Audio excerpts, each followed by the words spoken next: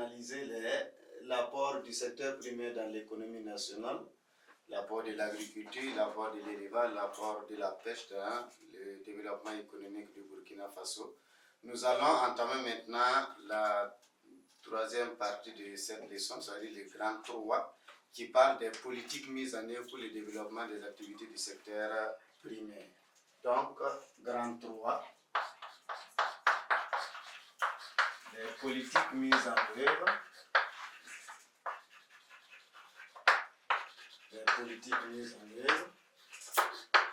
pour le développement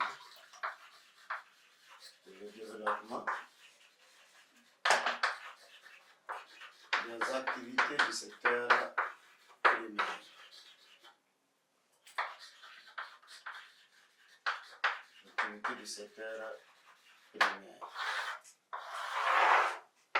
Et la première activité que nous allons aborder, c'est l'agriculture. Donc, les politiques en faveur de l'agriculture.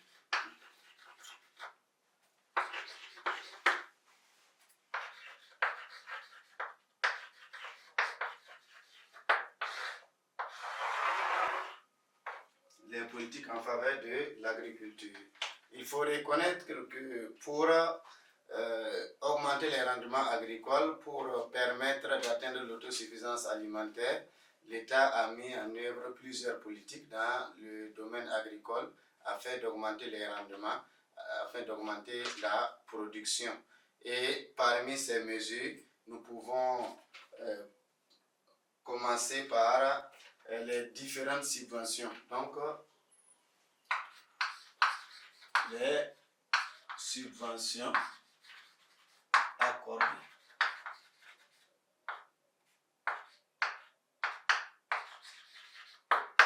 Les subventions accordées. L'État a accordé des subventions pour permettre au monde agricole d'acquérir certains moyens de production, à savoir les tracteurs, à savoir également les charrues, ainsi de suite.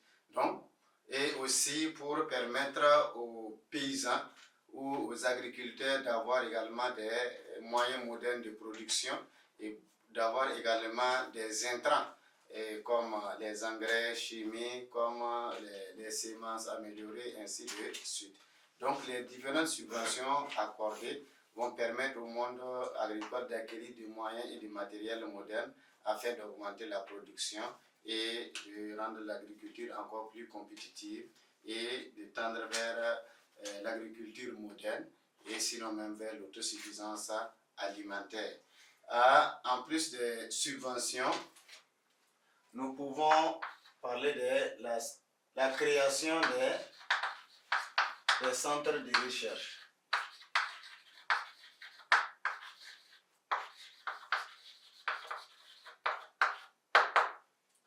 La création des centres de recherche, de nombreux centres de recherche ont été créés pour permettre de mener des études, de mener des recherches dans le domaine agricole et autres.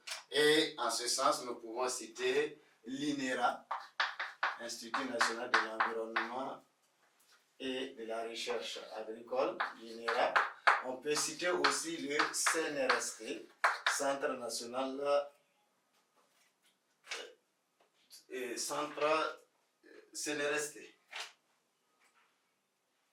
Centre national de recherche scientifique et technologique.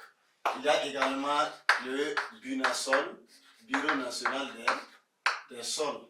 Donc, l'INERA, le CNRST et également le BUNASOL travaillent pour permettre au monde agricole d'avoir les conditions qui soient encore favorables afin de développer l'agriculture et d'augmenter les rendements. L'INERA le CNRST mettent à la disposition du monde agricole des semences améliorées et adaptées aux conditions climatiques et pédologiques. BUNASOL également fournit des informations surtout sur la qualité des sols et également les différentes semences adaptées au type de sol que nous avons. En plus de ces centres de recherche, il y a également des projets comme le PAFASP, FASP. Projet d'appui aux filières agro-silvo-pastorales qui contribue aussi à financer et apporter de l'appui au monde agricole afin de rendre l'agriculture moderne et d'accroître les rendements. À ce niveau aussi, on peut ajouter, en plus du FASP, la Banque agricole du Burkina. Banque agricole, c'est la Banque agricole du Burkina Faso. Donc, à ce niveau,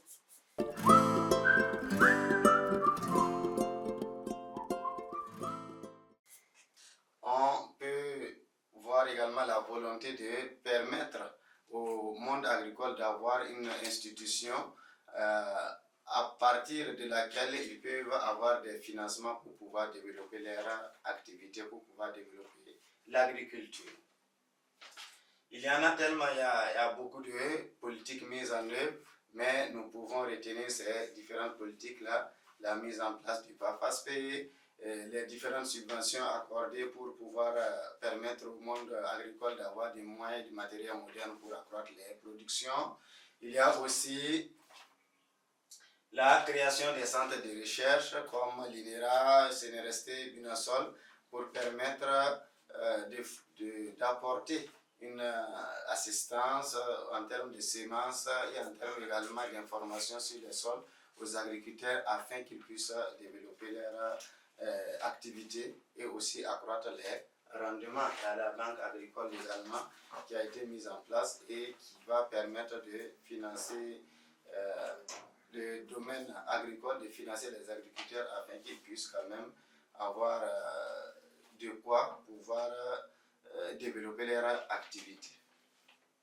Il y a également l'opération 1000 charrues. Je crois qu'il y a eu l'opération qui a permis, c'est pas 1000 charrues, c'est plus de 100 000 charrues, qui a permis de doter certains paysans de moyens adéquats pour pouvoir pratiquer leur activité. Il y a également la formation des paysans sur certaines pratiques agricoles qui peuvent leur permettre d'accroître les rendements et aussi de tendre vers une agriculture moderne.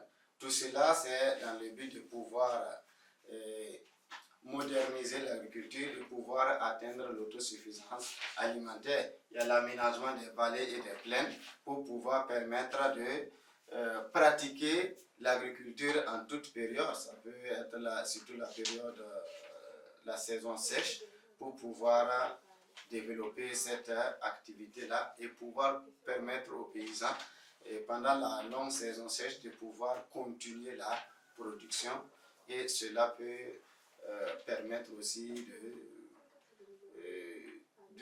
d'atteindre l'autosuffisance alimentaire. Donc voici les politiques que nous pouvons retenir au niveau de l'agriculture. Il y a maintenant les politiques mises en œuvre pour le développement de l'élevage. Donc les politiques en faveur de l'élevage.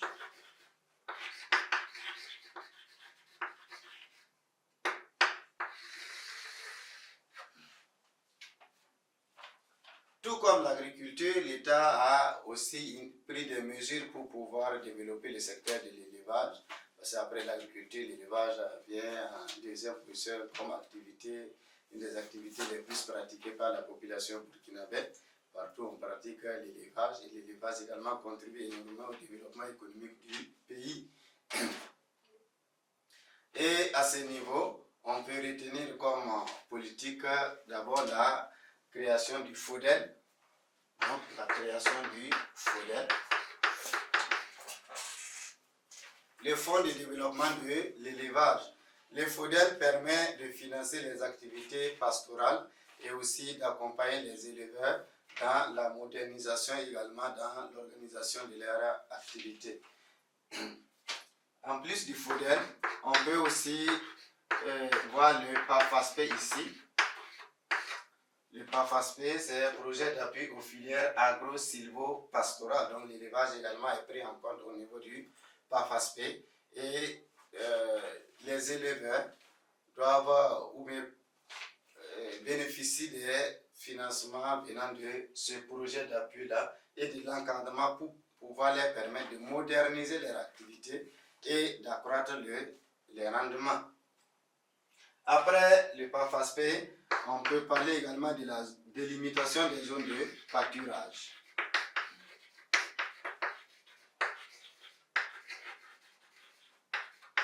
La délimitation des zones de pâturage.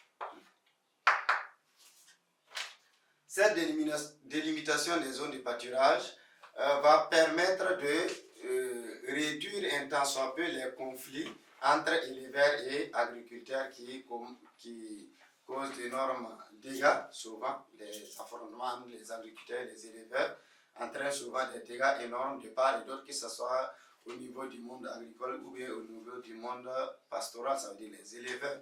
Donc, l'État délimite les zones de pâturage pour permettre de réduire les conflits liés à les conflits entre les éleveurs et les agriculteurs. Il y a aussi l'organisation des campagnes de vaccination. L'organisation des campagnes de vaccination.